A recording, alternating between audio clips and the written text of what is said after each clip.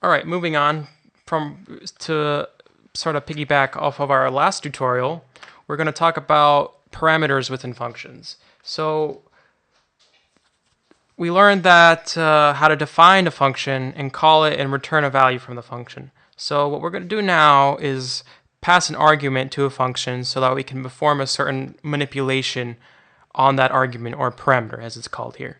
So let's write our first example. Define function called parameters. And in this function, we're going to have our first parameter. Let's just call it a, right? And then we're just going to print a. So, and then when we call the function, so it's called parameters, we need to define a. So let's say a, for example, is a string called this is a parameter.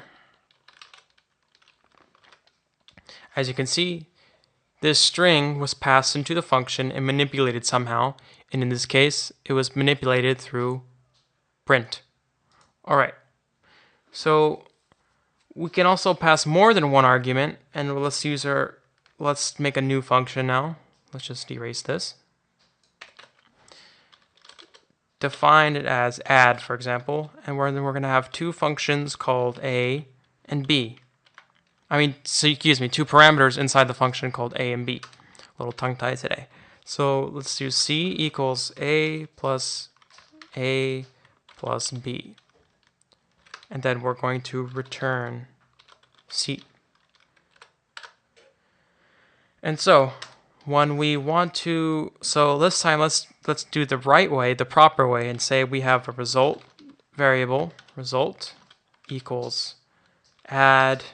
And don't forget, we need two new parameters now. So let's say 12, and to separate them, we do comma and then 5. So a is equal to 12 and b is equal to 5. And then, so we have that result, and then we're going to print this result. Print result. And let's build that. Whoops, I made a mistake here. Oh, I forgot the colon again, of course, silly me. Don't forget those colons. So, of course, 17. We can also do this with strings, so let's do that. Instead of having numbers, let's have 1, and then this b, a is 1, and b is word. And then that sort of adds them together in one string. And that pretty much concludes that part, and let's move on to the next part. So this part is for default variables, default parameters, excuse me. What these are basically the default values of a parameter defined in a function if that parameter is not manipulated. So let's call the default param. That's our function. And then we have the parameters a, b, c. And it's gonna be written in the following way. So in these parentheses, where our default parameter with our parameter is, you write b equals our default value 4, and c equals our default value 5. This is just an example, so it could be anything, whatever your heart content, sort of. All right.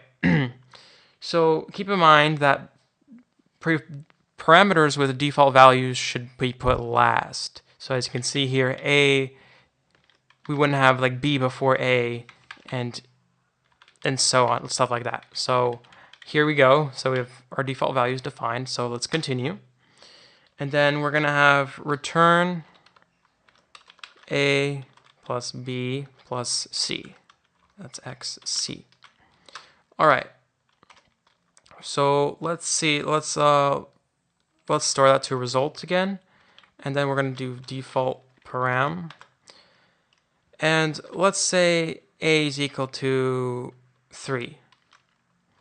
And as you see here, we are not going to define these with commas and then a value. So let's do that. Build. Oh, forgot to print. Whoops, my bad. Print. And then result.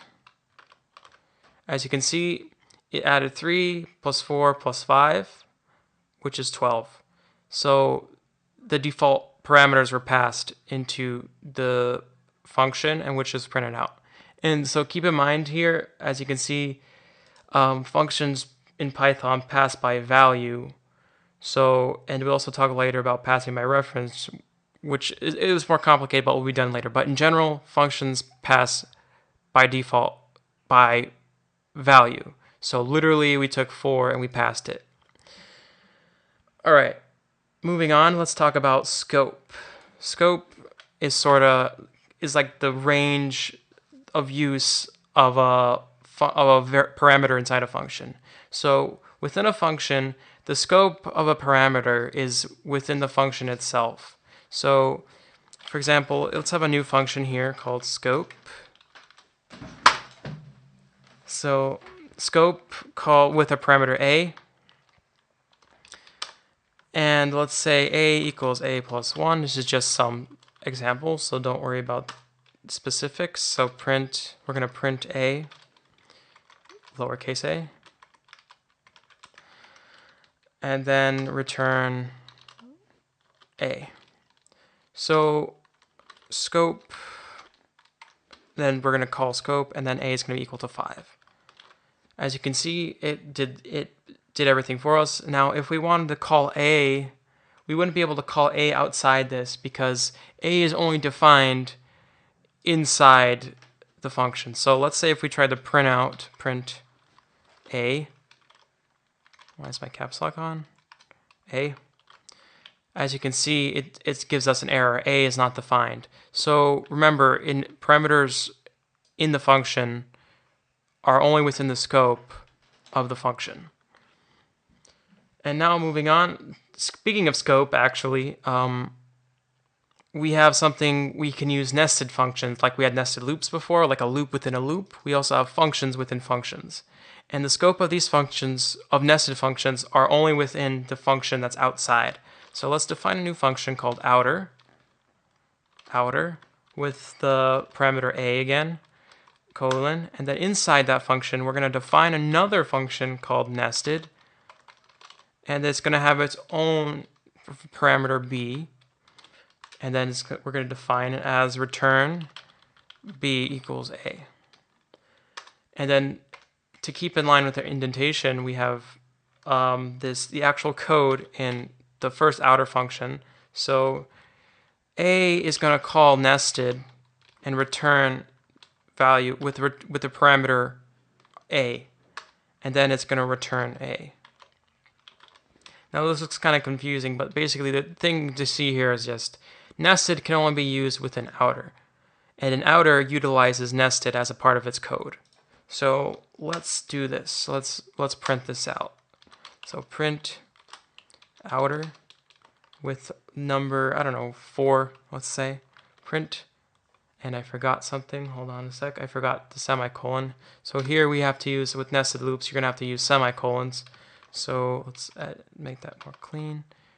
And just give me 1 second. Oh, my bad. I made a mistake. I read wrong. It's supposed to be multiplies. All right, so 16.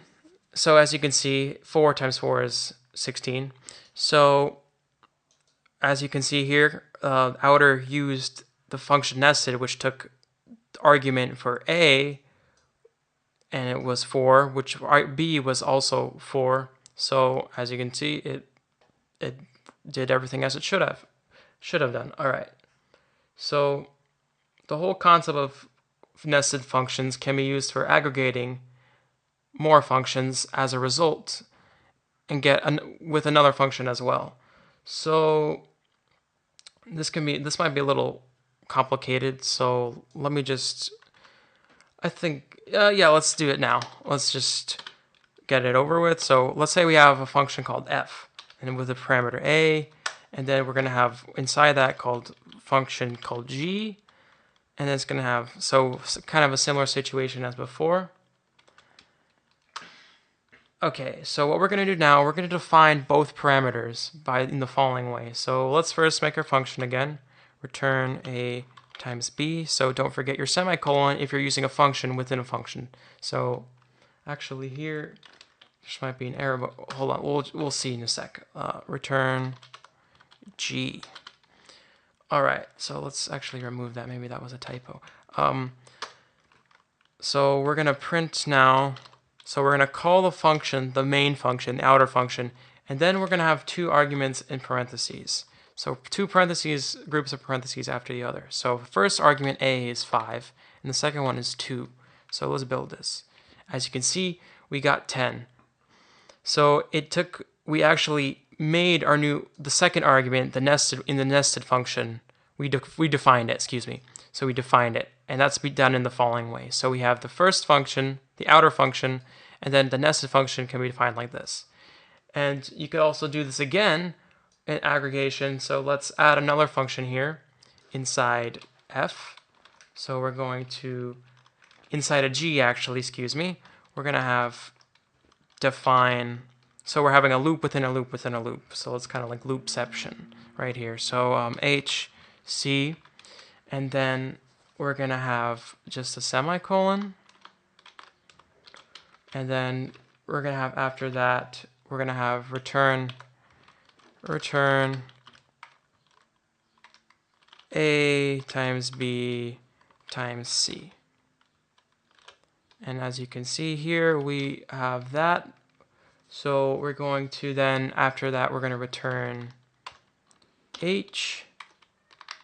And then outside of that, we're going to return G. So we have 3 arguments now. And you just add the parentheses on. Let's do that. As you can see, we got 5 times 2 times 30. So that pretty much concludes this section. Tune in next time.